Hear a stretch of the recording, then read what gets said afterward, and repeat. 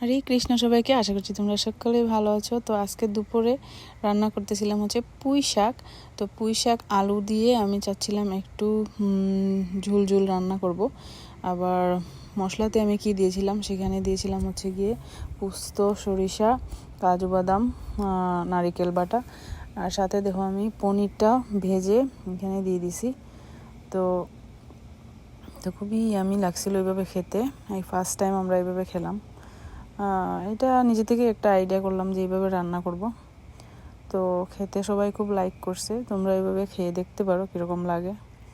তো পোস্ত, কাজু বাদাম, তারপরে হচ্ছে গিয়ে সরিষা আর নারিকেল বাটা, সব কিছু দিয়ে আর আলু দিয়ে প্রথমে আমি বসিয়ে দিছিলাম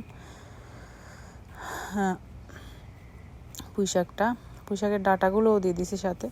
তো দেখো তরকারিটা এরকম হইতেছে। এখন অল্প করে জলও দিয়ে দিছি পরে। আর পুঁই শাকের এমনিতেই নিজেরই একটা সুন্দর একটা গন্ধ আছে।